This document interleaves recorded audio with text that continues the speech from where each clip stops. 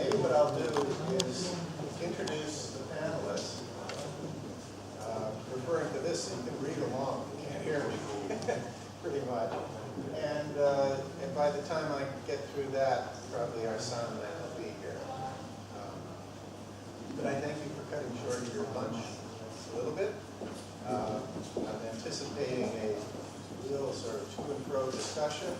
It should not be too constrained by the time that we have. So 10 minutes could make a difference in a discussion that is just sort of getting into really interesting ground and one that actually goes further than that. Okay. Our first speaker will be Maya Brent. Maya is a researcher in weapons law at the Geneva Academy of International Humanitarian Law and Human Rights. She also works with the UK-based NGO Article 36. Comes from the certain conventional weapons. Additional Protocol 1, Article 36. And is a founding member of the International Network on Explosive Weapons, INU. That's how you say it, right? When you learn it, INU. Previously, Ms. Baum led Ms. Brennan led a research project on norms on explosive weapons at the UN Institute for Disarmament Research, also known as UNIDIR, and worked as a protection delegate with the International Committee of the Red Cross. I'll explain a little bit what a protection. It says it here. She holds an MA in International Relations and a law degree in International Humanitarian Law. She has published several articles on the protection of civilians from the effects of explosive weapons under humanitarian law. Still no sound. Okay, second speaker will be Thomas Nash.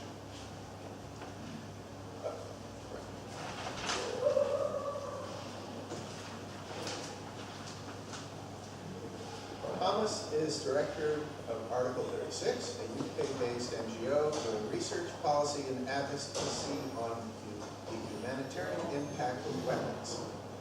He is joint coordinator of the International Network on Explosive Weapons, INU, and he serves on the leadership bodies of the International Campaign to Abolish Nuclear Weapons, also known as ICAN, and the Campaign to Stop Killer Robots. What's the acronym for that? Good. As coordinator of the Cluster Munitions Coalition from 2004 to 2011, Nash led the global campaign resulting in the Convention on Cluster Munitions. He has written widely on cluster munitions, including landmine actions, post-conflict investigation, foreseeable harm. That's the title, Foreseeable Harm, which was published in October 2006. This was the first report to document the weapons use in Lebanon during the 2006 conflict. Nash previously worked for the New Zealand and Canadian foreign ministries in Geneva and in Ottawa. Still no sound system, okay? Third speaker. This is more a test of how well I read. Just like my all the information there. I'm not doing good. Okay. Thomas Baum has been the director of the Flemish. That's Thomas, by the way. Okay. Let's hold off on Thomas for now, and start in with speakers. Thank you. Maya, the floor is yours.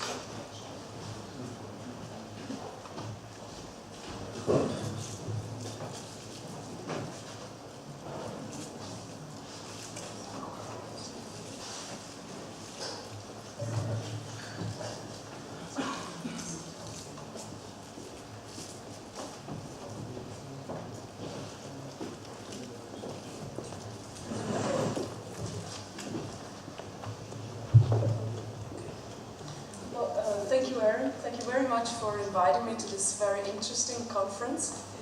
I was asked to speak about how international law relates to the problem of cities under attack. And I will focus on the use of armed force in the context of combat or conduct of hostilities, which usually involves military forces.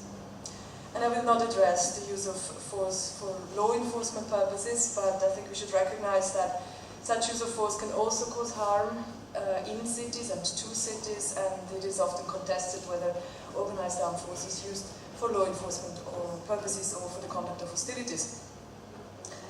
And in terms of the international legal framework, I will focus on the rules of international humanitarian law, also called the rules of war, that govern the conduct of hostilities, and on weapons regulation treaties. But we should also say that other rules of international law are relevant to this topic, including, for instance, the rules governing the recourse to the use of armed force among states, use Appell or UN Charter. So I think the backdrop to this entire discussion of the normative framework is perhaps that historically, with the extension of the range of technologies of violence, of weapons, cities, towns and villages have increasingly come within reach of first naval artillery, and then with the advent of air warfare, large population centers came to experience the direct effects of war, large population centers far removed from the front lines. And so this development also challenged the very idea, the very notion of a battlefield that can be narrowly or clearly circumscribed. And it meant that organized armed violence was increasingly not only experienced in the trenches and the fields, but also in the living rooms and the schools and marketplaces. And international rules were developed to constrain that violence. Such rules aim generally to limit violence in war, in that they limit who or what can be attacked or how attacks are to be conducted. Then there are weapon-specific rules, and there are rules that impose spatial restrictions on warfighting. They aim to exempt specific objects or locations or places from attack, for instance, and that's loosely the structure I will follow in this presentation.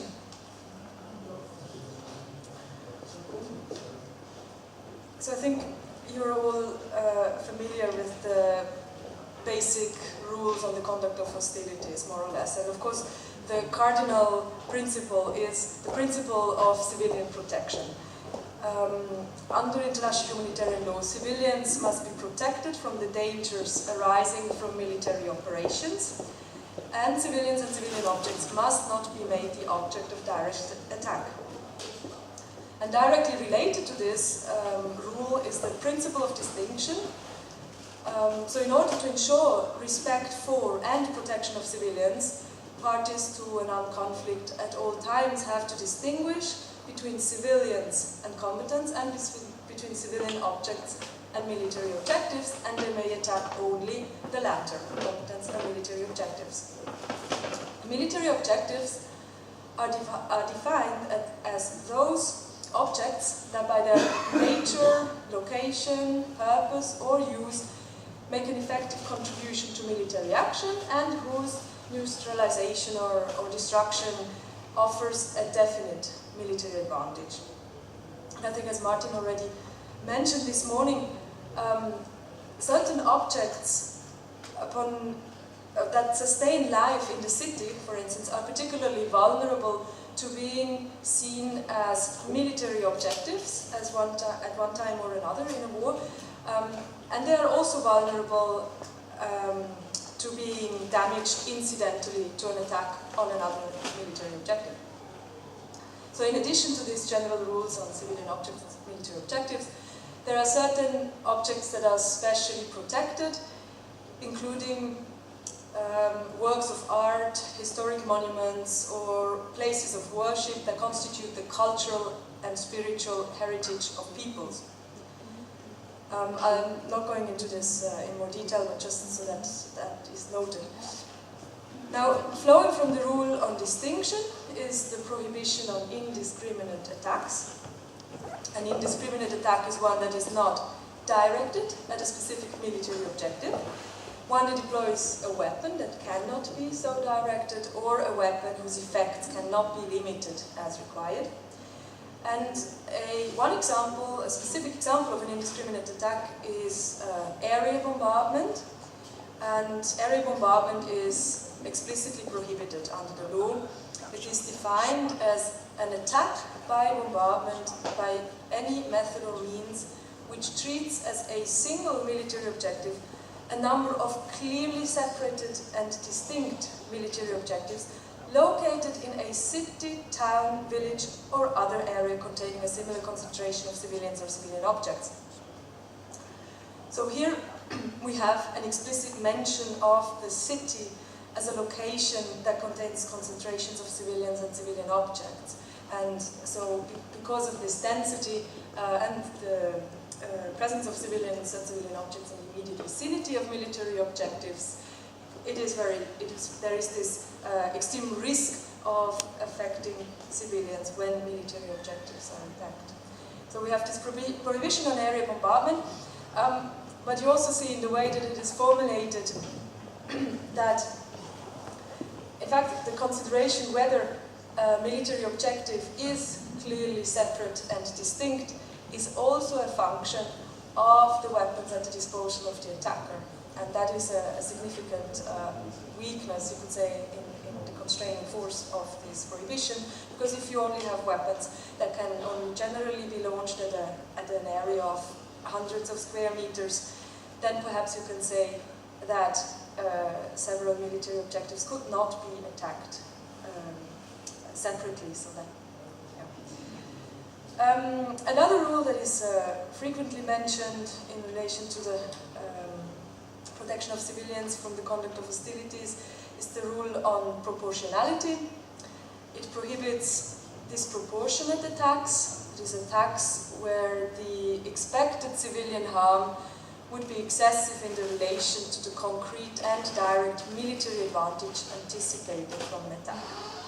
And again, you can imagine that in a city, this rule, it's challenging to attack military objectives without violating this rule because of the civilian presence around military objectives. But it is also clear that this rule can only ever provide a relative measure of protection because it involves a sort of a balancing between the value of a military advantage that is being sought and civilian harm. And the bigger or the more value is attributed to the military advantage by the attacker, the more risk of harm can be accepted in a way under this rule. But on a positive note, perhaps, increasingly foreseeable reverberating effects of attacks, for instance in relation to attacks on public infrastructure. It is increasingly recognized by states that these have to be factored into the proportionality analysis as harm to civilians, even if it does not directly result from the attack, but perhaps downstream from loss of electricity and so on. And finally, the third cardinal rule on the conduct of hostilities is the obligation on attackers and defenders to take all feasible precautions. And there are many different rules there, and one of them imposed on the defender is that there is an obligation to avoid locating military objectives in or near densely populated areas for obvious reasons. Finally, and on the second point, are rules that govern the use of specific weapons. So based on patterns of harm associated with the use of certain weapons in populated areas, in particular weapons with wide area effects, treaties were developed that specifically regulate particular weapons. And one example is a treaty on incendiary weapons. It's a Protocol 3 to the Convention on Certain Conventional Weapons, or CCW.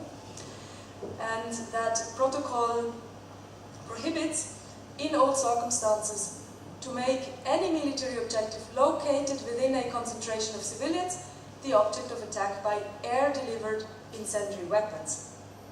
And the concentration of civilians can be an inhabited part of a city, for instance.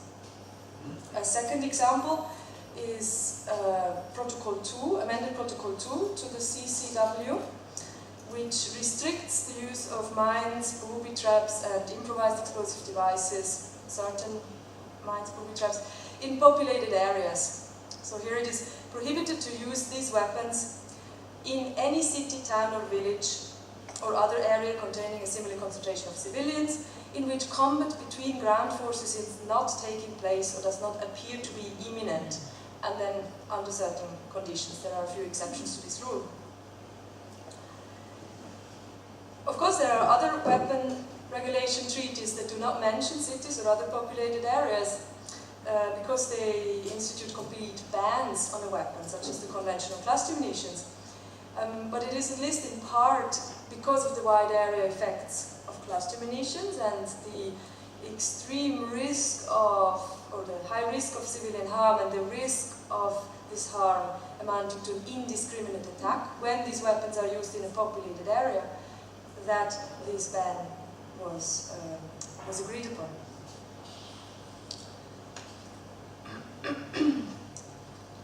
But of course there are broad categories of weapons in common use today. For instance, explosive weapons, which Thomas will talk more about later, whose use in a city or other populated area is not formally recognized as problematic under international law, and that in spite of their particular capacity to reduce the built environment to rubble. The third type of rules that are particularly relevant in this context are rules that stem from the long-standing doctrine of open cities. And this doctrine is reflected in many formal international agreements, including the Hague Regulations. The idea here is that there is no military necessity to attack cities, and so there is no justification for attacking cities. And so the idea is to exempt entire cities and other spaces from combat activities. There is a draft convention from 1934, the Monaco Draft Convention, that used the notion of sanitary towns. Based on this and other documents, today it is clearly recognized by states under customary law as well as in treaties that we have this notion of non-defended localities. The idea is that political authorities of an inhabited location declare this location to be non-defended. So it also means that no military or hostile activities can take place within that location. And in exchange, that location is open to occupation but cannot be attacked by bombardment, for instance. An attack on such a location would then be a breach of international law, a war crime. There are other such models. One is demilitarized zones, where warring parties agree, by agreement, to designate certain zones demilitarized. Various conditions apply, but to the same effects. These zones must then not be attacked. A slightly different model is one that is imposed, for instance, by the UN Security Council, by something like safe havens or no-fly zones or heavy weapon exclusion zones. So these are imposed, so it's not based on an agreement by the warring parties, so you can imagine the practical difficulties involved. But the idea again is no military activities should take place in these zones, and so the zones should not be attacked. Now personally I'm not sure how successful these spatial restrictions are today. I've read of a Croatian court case where persons were found criminally responsible for ordering the shelling of Zadar as a violation of this rule on non-defended localities. But generally, I think that in practice, legal assessments are made on the basis of individual attacks. There is a tendency in international humanitarian law to itemize and particularize the experience of organized violence. And so at least for an international criminal law judge, it is quite difficult to find an attack on a city as long as there are discrete, tangible objects in that city that could potentially have been legitimate military objectives. So in conclusion,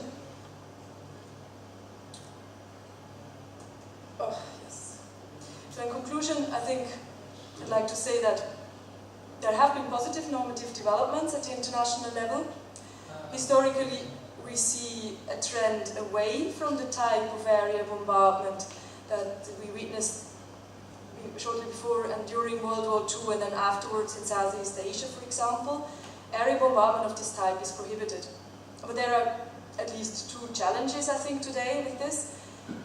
The use of area effects weapons constitutes a humanitarian challenge in populated areas, including in cities in particular. And the law may not be entirely adequate to prevent the humanitarian harm that is caused. So incendiary weapons are not comprehensively prohibited, and explosive weapons are not regulated specifically or prohibited, and so we depend on the application of the general rules on the conduct of hostilities, proportionality, precautions, distinction, for the assessment of what is legal in these cases. And these rules, they leave wide room for differing interpretations, and the assessment is most often deeply contested. And then a second challenge that Martin also alluded to this morning is that there may be a bit of a tendency to reappropriate the urban place for organized violence, and I think there are certain weapon technologies that further that tendency, including weapons such as precision-guided munitions, which are specifically intended for use in cities and similar locations. So finally, I think it's important to underline that whilst some rules of international humanitarian law explicitly recognize humanitarian concerns that the use of weapons, particularly wide area effects weapons, raise in populated areas, the city as such, the urban place, is not formally recognized under these rules. IHL is first and foremost concerned with preventing loss of civilian life and injuries, and then with preventing damage to physical infrastructure in relation to loss of life. It is more concerned with that than with the cultural or social or psychological significance of architecture, with the meaning of places, and with the city as a place of shared or public spatiality, of being with others. Thank you.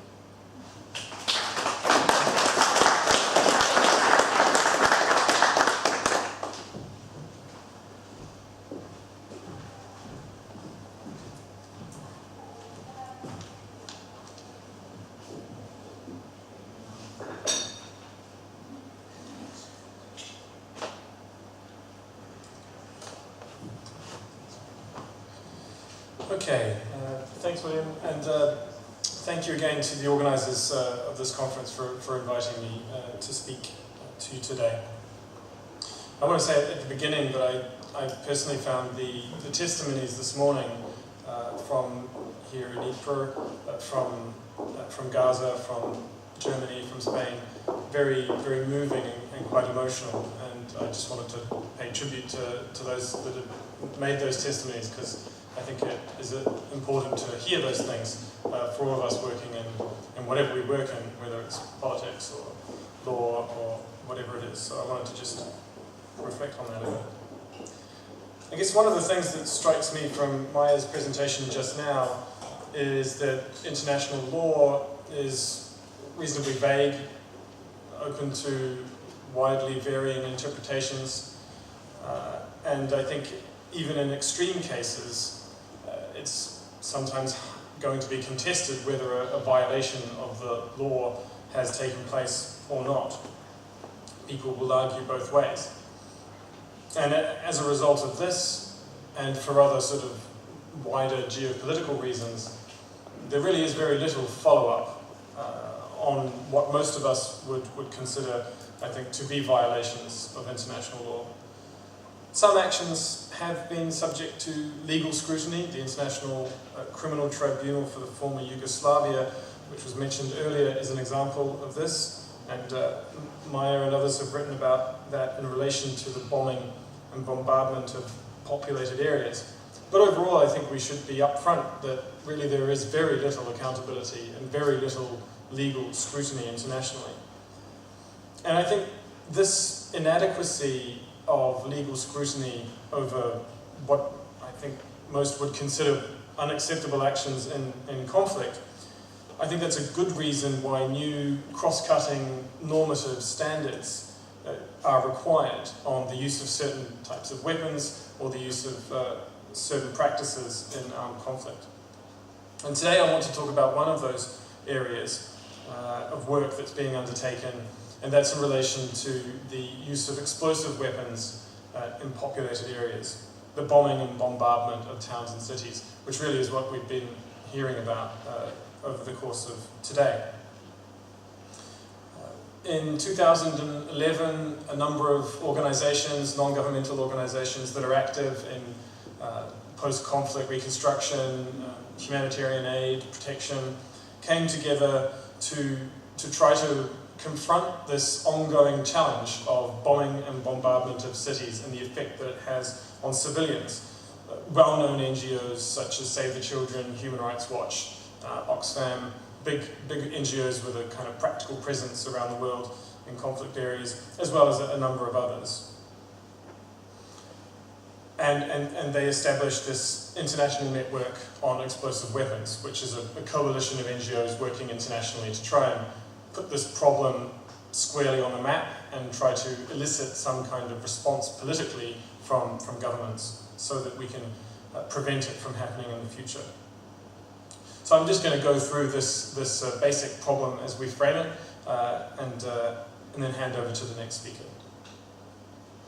So bombing and bombardment of populated areas is not a new problem. We've had 100 years of testimony over the course of today. And I think being here in Ypres, we're reminded very strongly of what it means. And the pictures and the stories that we've heard this morning, I think, bring it to the fore. It kills and injures civilians at the time of attack. It destroys houses and infrastructure that are vital to the civilian population, as Martin set out this morning. It's a problem that's very familiar to organizations that work in conflict settings and in the media representation of violence. And in 2014 alone, we saw it very starkly in pretty much all the conflicts that made the headlines, at least in the West: Gaza, Syria, Iraq, Ukraine. In all of those conflicts, it is the use of explosive weapons in populated areas that is the key driver of humanitarian harm. And it's an ongoing problem.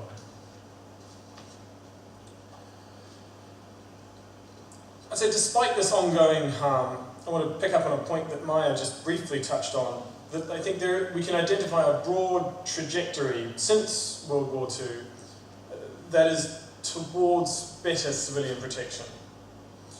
We feel that it's important to try and maintain that and further it, especially when certain tendencies may be seeking to erode this protection, and that relates to the second challenge that Maya raised at the end of her talk. And I think the quote from Kilcullen that Martin Coward gave us this morning was quite worrying in that regard, saying that all future conflicts will take place in cities, so militaries need to find ways to fight in cities. I think that is eroding what I would see as a broad trajectory towards less permissibility of bombing and bombardment in towns and cities. So it's not a new problem, but I think recognizing that the use of explosive weapons in populated areas causes a distinct pattern of harm will open up potential to better prevent that harm. Now, I put this slide up because it's the characteristics of explosive weapons as a category are the starting point for our analysis. We're really referring to manufactured explosive ordnance, from sort of small hand grenades on the one hand, right up to multiple launch rockets or aircraft bombs that are very big on the other hand. So it's quite a broad category. And the idea of an explosive weapon is that it will affect the area around the point of detonation. through blast and fragmentation, shrapnel. And this makes explosive weapons distinct, very different from firearms, which strike at a single point. And although it's a broad category of weapons, I think we should recognise that this categorical distinction from firearms is already clearly accepted in the common practice of states. Firearms are commonplace in a number of countries as an option for lethal force in a law enforcement context. Police in many countries are armed with firearms and trained to use them for deadly force where necessary. Explosive weapons, on the other hand, are reserved for use by the military and in the context of warfighting. And this is really because the blast and fragmentation effects of explosive weapons are going to present too high a risk of killing and injuring members of the public to which the state has a responsibility. So I think we can identify the transition from the use of firearms to the use of explosive weapons as crossing a boundary beyond which civilian protection is going to become much more difficult and more pressing. So over a number of years now, NGOs have been systematically gathering data about the impact of explosive weapons in populated areas. Based on sort of English language media reports in 2011, 2012, 2013, we see this consistent pattern of harm. Sort of around about between 20 and 30,000 civilians being killed or injured around the world by explosive weapons every year, and a pretty consistent pattern that where those attacks are taking place in populated areas, you've got between 80 and 90% of the casualties being civilians, compared with a much lower proportion when the attacks are not taking place in populated areas.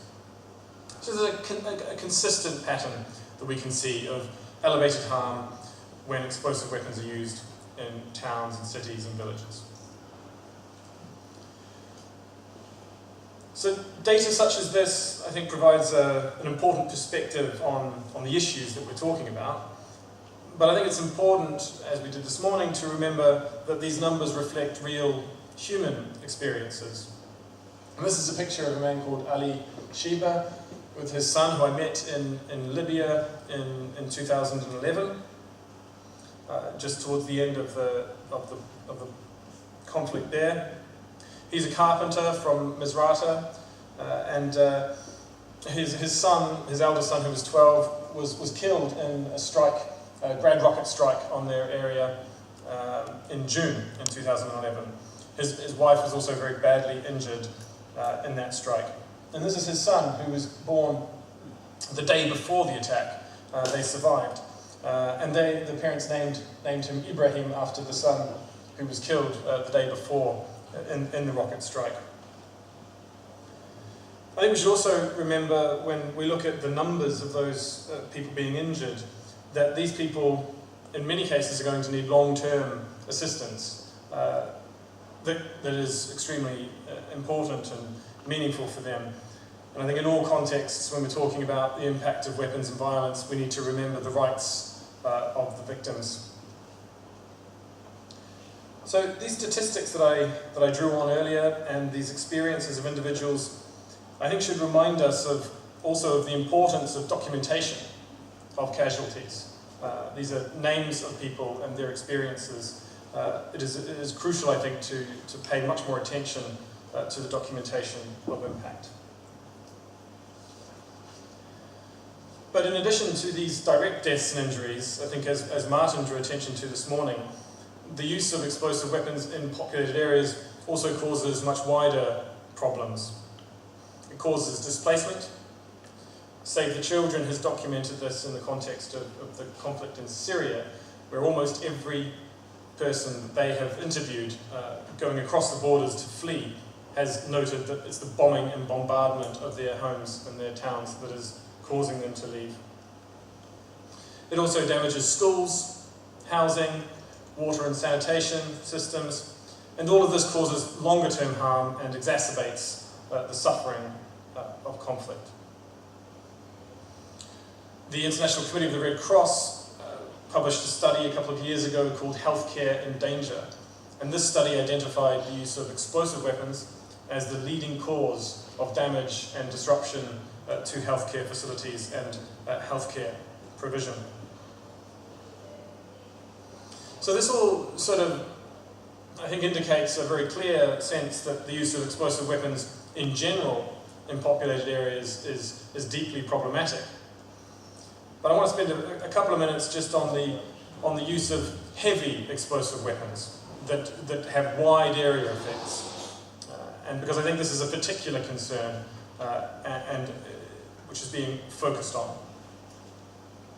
So heavy, often indirect fire weapon systems such as artillery and multiple launch rocket systems or unguided aircraft bombs, these can create effects that are very difficult to control when they're used in populated areas. Because they're inaccurate, the zones of blast and fragmentation that they create are very large, or because they can be used in multiple numbers to sort of saturate an area with explosive force. The casualties that we interviewed in Misrata in Libya were caused by the use of Soviet-era Grad rockets, these multiple launch rockets that come out of these multi-barreled launchers. It's an indirect fire weapon that would certainly be a good example of a weapon with wide area effects. In Syria, much of the bombardment over the past few years has come from the use of high explosive artillery or heavy mortars or large unguided aircraft bombs. So I just want to use a couple of slides to illustrate these types of wide area effects. So I think we can see the building that we're in here, there, right in the middle, and the sort of station there. And I'm going to sort of illustrate how a Grad rocket strike, a volley of rockets from a Grad missile system would affect this area if it was targeted on us here in this building now. So, with 40 rockets, each with a blast radius of approximately 30 meters, landing across an area of sort of 500 by about 250, we can see that this conference center, which is a reasonably large building, being the target of this attack, a very substantial effect will be caused across the surrounding area as well, with shops and places of living. So this Grad system has created a wide area effect mainly because of the inaccuracy of the individual rockets themselves and also because of the capacity to deliver multiple rockets in one strike.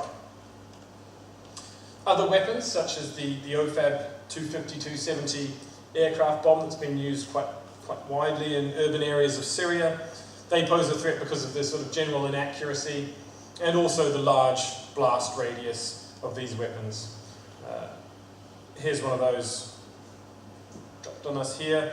It's a 155 meter blast radius of that one aircraft bomb. So these slides are simply for illustration. They don't take into account all of the factors at the time, which would include shielding from other buildings and so on. But I think the point is that we're trying to show that there are certain types of explosive weapons that really can't be used in any sort of reasonable way in populated areas without violating international law. And some people might argue that these specific weapons are already prohibited for use in populated areas under existing rules of international humanitarian law. As Maya set out the prohibition on indiscriminate attacks, the principle of proportionality, these apply when it comes to deciding whether or not to use certain types of weapons, explosive weapons, in populated areas. As Maya also said, these rules of international law don't really give us clear guidance about whether or not such use of weapons is going to be acceptable in certain contexts, because they have to be the judgments have to be undertaken on a case-by-case basis. And our feeling as a group of organisations is that we need to get beyond that if we're going to really get to grips with enhancing protection of civilians. We feel that we need to build a realization that when explosive weapons that have wide area effects like this are used in populated areas, first of all, the civilian harm will be very high. Second of all, the risk of illegality will be very grave. And third of all, there should be a recognition that such attacks are unacceptable. We feel that we need to draw a line, set a clear standard amongst the international community, and we feel that it's relatively urgent to do that. It doesn't necessarily need to be a legal line. It could be seen as a recognition that we are looking for a way for states to actually apply international humanitarian law in a way that protects civilians. Because international humanitarian law, I think, sometimes is used as a sort of ceiling of behaviour. It's sort of like the gold standard, but really it's not. It's actually the baseline that should apply in all circumstances. And actually we should be looking for practice that goes beyond it.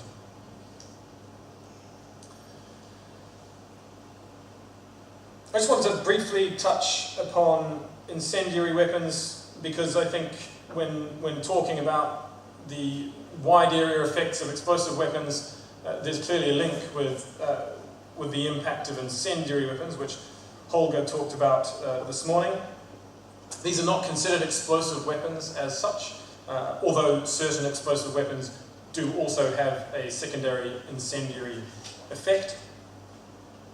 I guess there's two real reasons why we're concerned about incendiary weapons, and they're the two reasons why normally weapons get prohibited. First of all, the superfluous injury that they cause to combatants as well as to civilians.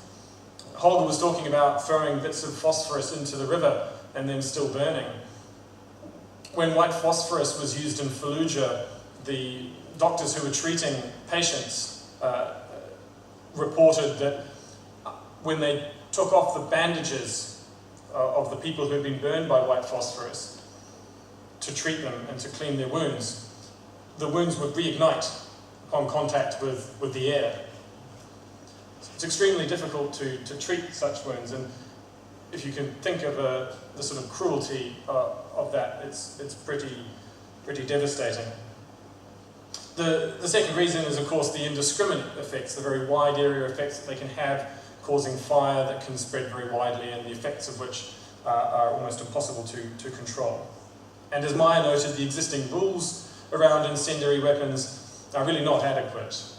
Ground-launched incendiary weapons are not prohibited for use, and the definition itself of incendiary weapons probably leaves out white phosphorus, or at least that could be argued.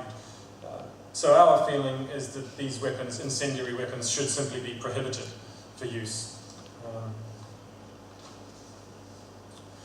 So just back to the topic of explosive weapons in populated areas, and really to make a few sort of concluding remarks on this theme. We're encouraged that despite the ongoing civilian harm that we can identify, there is a political process underway that is designed to act as a barrier, a political barrier to the use of explosive weapons in populated areas. I would describe this political process as a sort of three-stage process. First of all, forcing governments to acknowledge that there is this pattern, predictable pattern of humanitarian harm from the use of these types of explosive weapons in populated areas. Secondly, to get those governments, including the military representatives, to think about existing policy and practice, and to think about solutions and ways forward for improving that practice.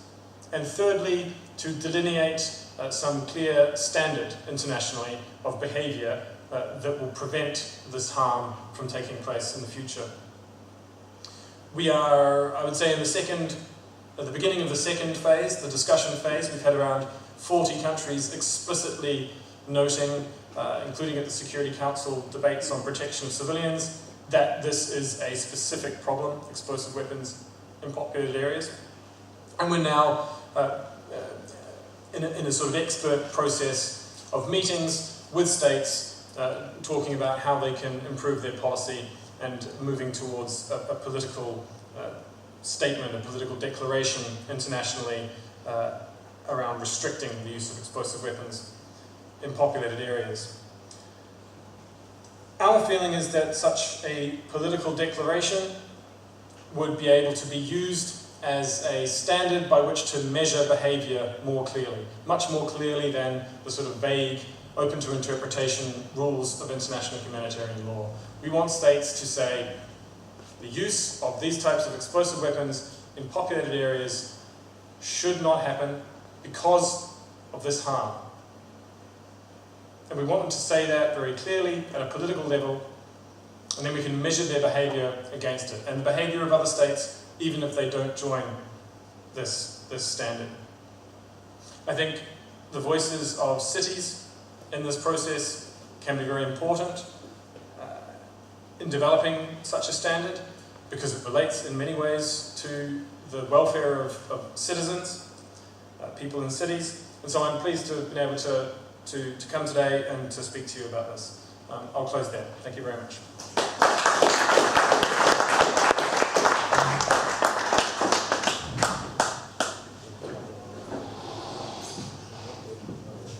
Okay, moving right along. Our third panelist, and by the way, we're going to ask Martin Coward to also join the panel after the three scheduled speeches so that he can be more easily part of the discussion since his talk really fits so closely with what we're discussing in this session. So, Thomas Baum has been the director of the Flemish Peace Institute since 2006. It's an independent institute that is dedicated to peace research and is hosted by the Flemish Parliament. By the way, the Mayor of Ypres is a member of the Flemish Parliament, as are 18 other members of Mayors for Peace. In Belgium, a lot of mayors have more than one hat politically. Thomas Baum studied philosophy, applied ethics, and international politics. He engages with common characterizations of peace that compromise democracy, culture, institutional, and cosmopolitan elements.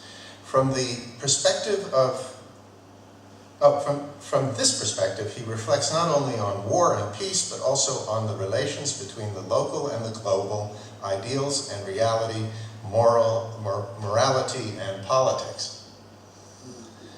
As director and research coordinator, he translates the work from the arms trade and arms production program and the peace and society program of the Flemish Peace Institute to various levels of policy making, media, and other fora. He also engages as a facilitator in conflict transformation processes based on insights from the participatory community building and theories of conflict resolution. So, theory and practice, go.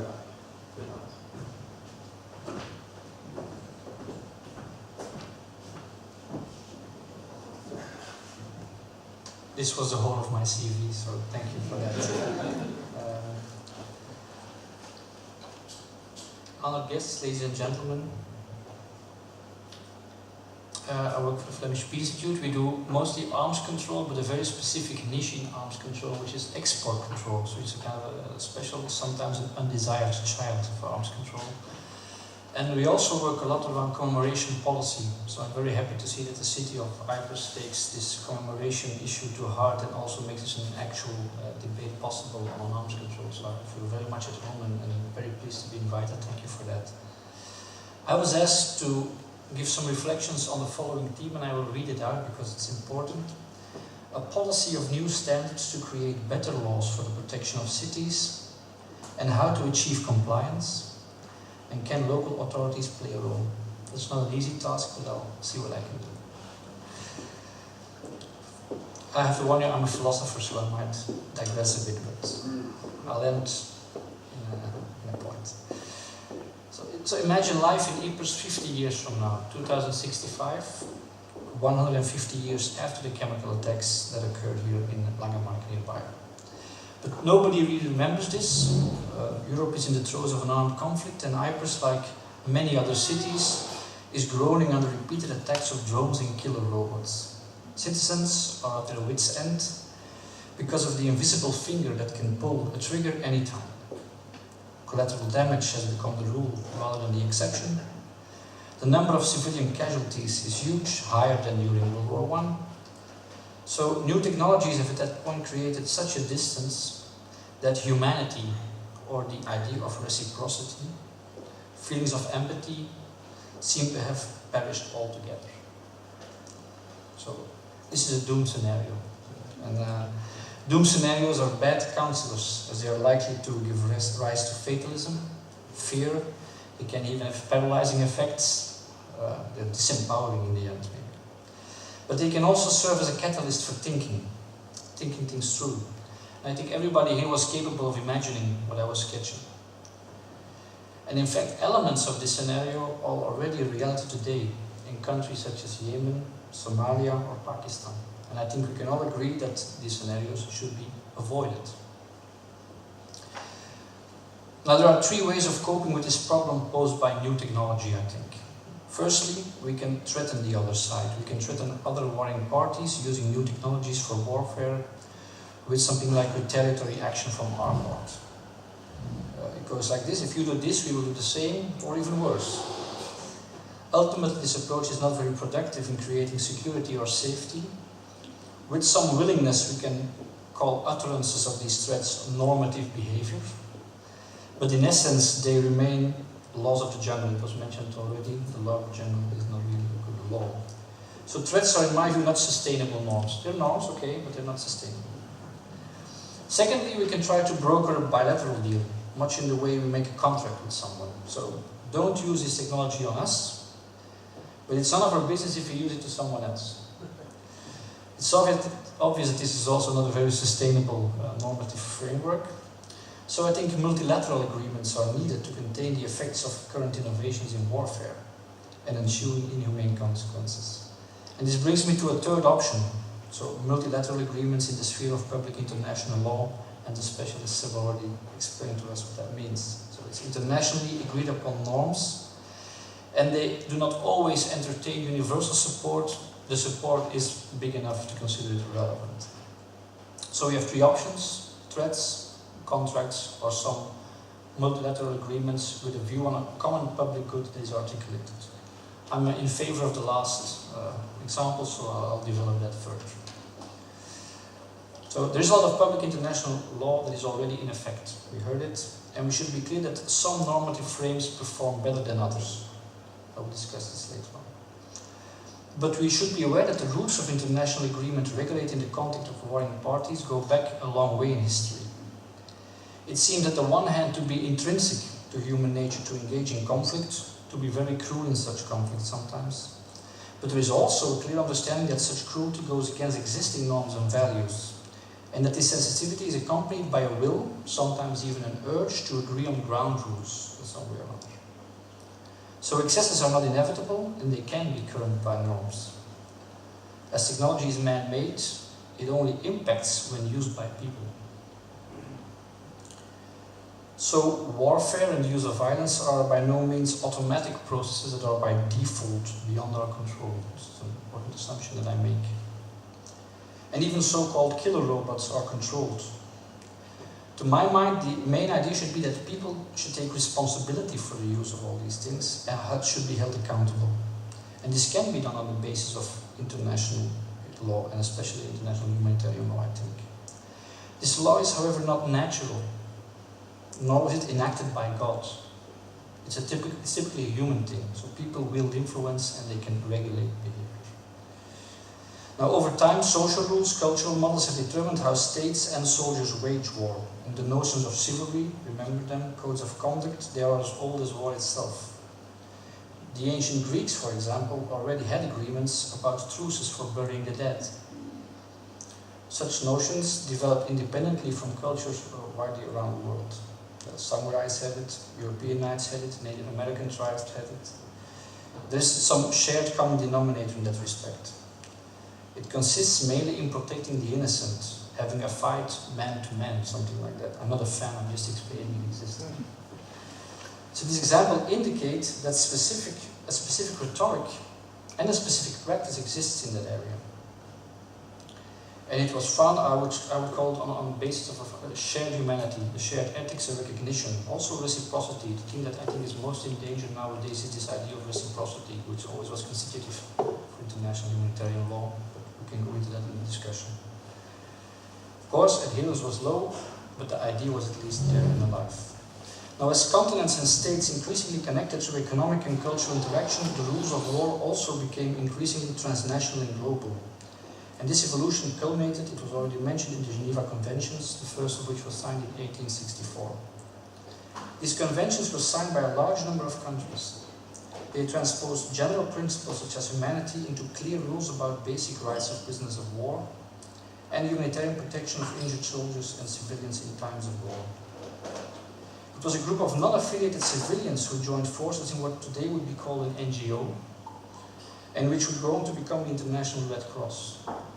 It played a vital role in the elaboration of the first Geneva Convention. So the initiative was not taken by states, but by people. If you take a closer look at these historic events, you will soon realize that one individual's role was crucial for these. In the first global humanitarian agreements, you all know the name of Henry Dunant. And this is important as the role of individuals and civil society is important as an important driver in the creation for codification of international humanitarian norms. We always think that the NGO activity is something new. It exists a long time and it was quite proficient.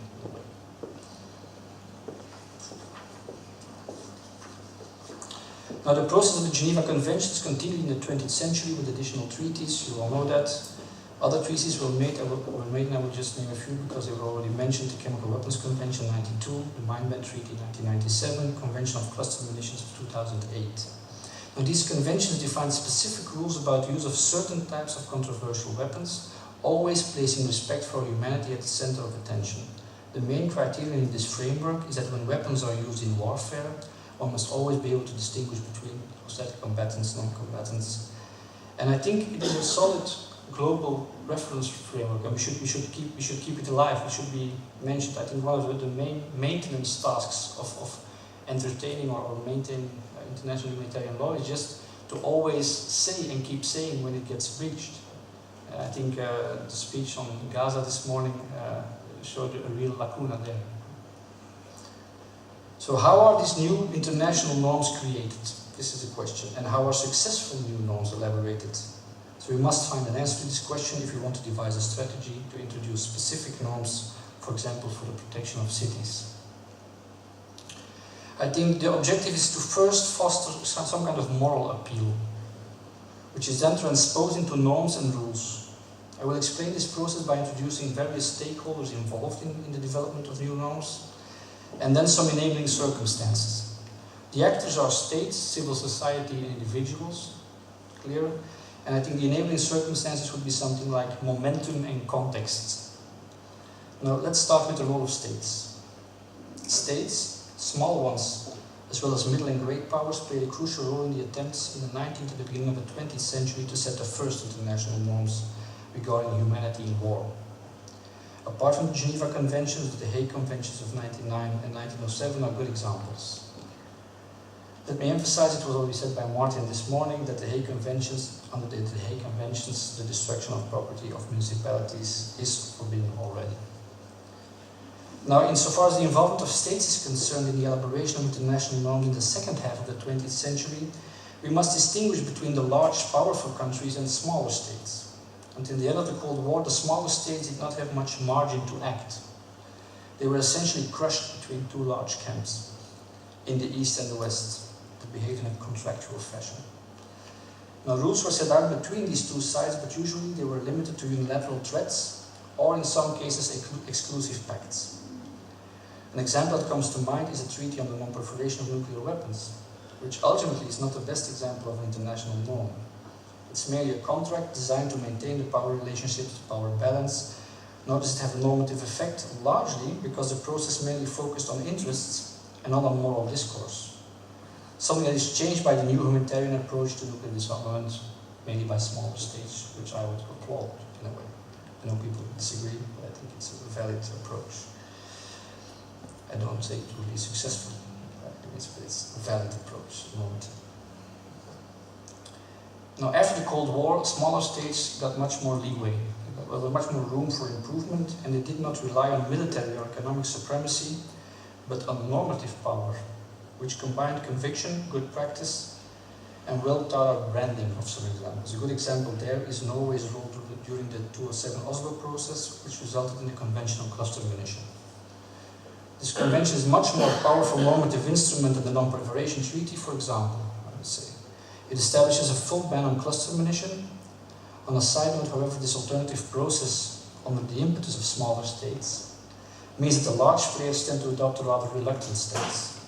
China, Russia, and the US, for example, did not sign the convention, and yet a long-term impact is noticeable, namely, the US has already amended its policies for use on cluster munitions, following this normative behavior of others. Now, besides states, NGOs and civilian organizations are becoming increasingly important actors in the creation of international norms.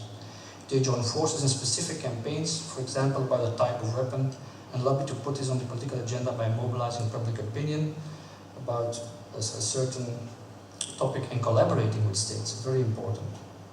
Sometimes they play an active role at the negotiation table by assisting states every step of the way during the negotiation process. The Arms Trade Treaty is an example in that respect, I think. So their acquired expertise cannot be ignored, and campaign organizations were the driving force between the Ottawa Convention, and they played a role in compliance also with international norms. I think the main strength of NGOs and civilian networks is that they combine local expertise and more monitoring capacity in the field with a powerful international campaign strategy. This is, I think, a good combination. Then the last type of stakeholder is individuals, of course. I think one should never underestimate the role individual people play.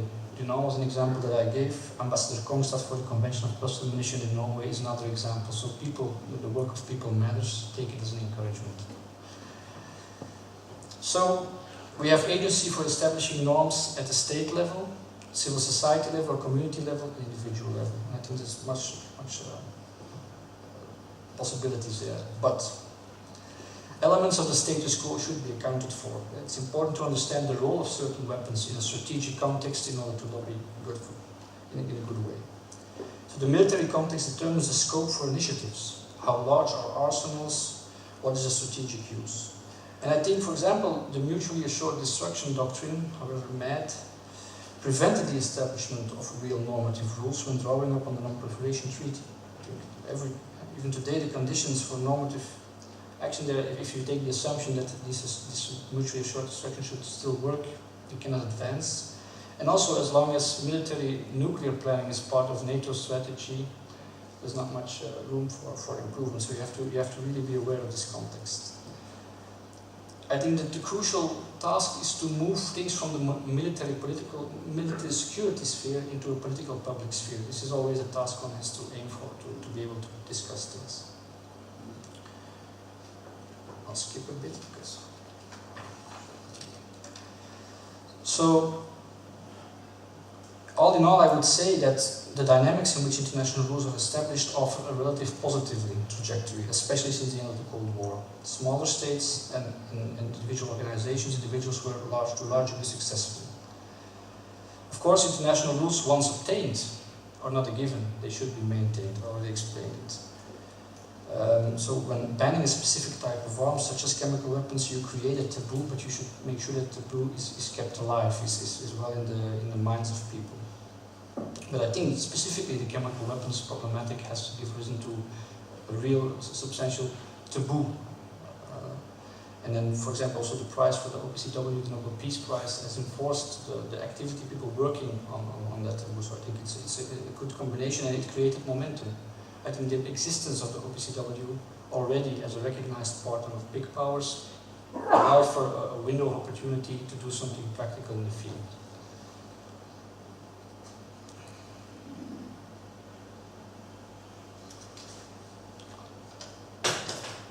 So when it comes to then advancing international law, when one has to keep both positively and negatively, one can use how to say it, a carrot and a stick in dealing with norms. Sometimes also states and people and organizations want to behave nice. They want to be good international citizens, so one can play on that. And sometimes one can also punish behavior in the sense, if you really consist in this bad behavior, we will do something else.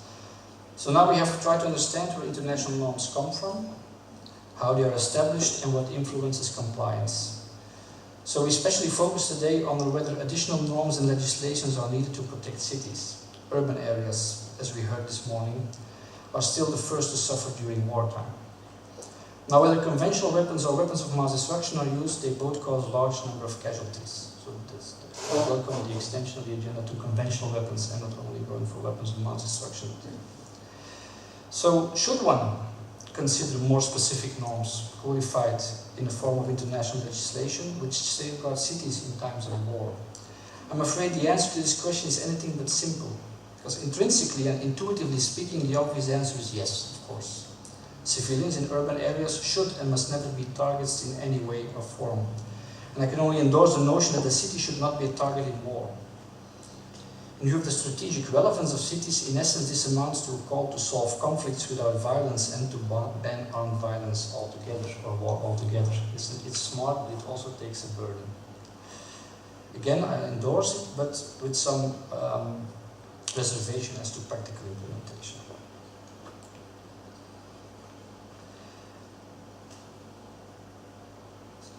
So if we want to make a difference in the world of international norms, we'll have to harmonize our objectives and to project cities from armed violence with the reality of the existing international law. While it's important to safeguard the cities themselves, we must focus on the many civilians living in the city or taking refuge there. I would use the image of the city as like a density of humanity, or a concentrate of humanity being present at a certain place.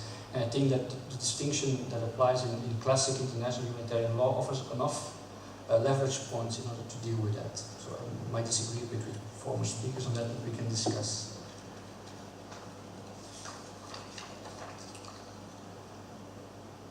Now the question is, what role can cities, local governments and campaigns like Mates for Peace and the city of Ypres play themselves? I'm convinced that cities have huge clout, as they are these dense concentrations of humanity, to develop normative power and help to enforce international law by speaking out on international humanitarian law. But cities can become even more powerful if they join forces, and that's what's happening today as well. Ypres, Volgograd, Hiroshima and many others can from their victimization role, can do a lot in offering the world an image of a problem and also the urge to deal with that. But they're more than just victims. They are also what I would say anthills of humanity, and their economic and cultural power can make or break states as well. Moreover, they're teeming with voters who in democracies still hold keys to policy which is ultimately enforced in the international level too. So I think there's room for improvement.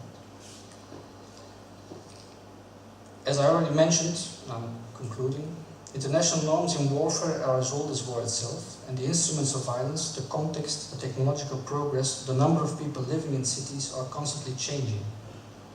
While the basic principles are clear, the main one being that civilians should always be protected, we are constantly challenged to enforce compliance with international norms and to keep them up to date as well. We should continue to live up to this challenge. Now, the impact of the use of arms, new and old, is always felt by people living somewhere. It only resonates in speeches like this one or in theoretical reflections. Testimonies of witnesses, as we heard this morning, or survivors are just powerful sources, very powerful sources, for constant attention and innovation, as we need normative reference frames in dealing with violence. So I would like to end with a quote by the Austrian writer Stefan Zweig from his autobiography, Die Welt von Gestern, The World of Yesterday. And in view of the words of Mr. Surani, it's a difficult one, but I'm still going to say it. So he wrote, Stefan Zweig wrote this shortly before he committed suicide. He was a Jewish citizen living in exile, and he was very aware of what was happening, and he couldn't really bear it. And he wrote, I quote, "We believed in the existence of a German, a European, a global conscience that was embedded in our legal concepts. and were convinced that there was a form of inhumanity that would destroy itself in view of our humanity. I believe that the past tense in Schweig's quote can and should become a present and even a future tense. We believe in the existence of a global conscience that is embedded in our legal concepts and are convinced that there's a form of inhumanity that will destroy itself in view of our humanity. Thank you.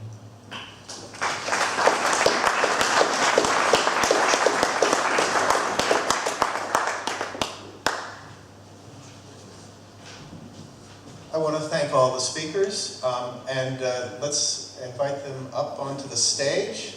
Maybe you could lower the light a little bit so that we can see the audience better, and I think you'll still be able to see us.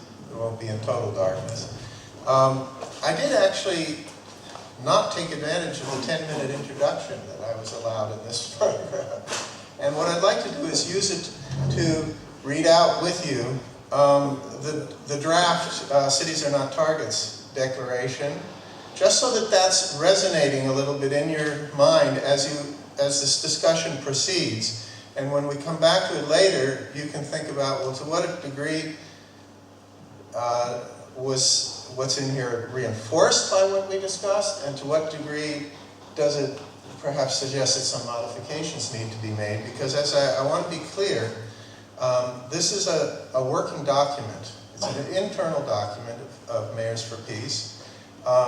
It may never emerge in this form at all, but nothing as extensive as this in terms of broadening of policy can possibly emerge until the next time the Executive Conference meets, which will actually be here in Ypres in November.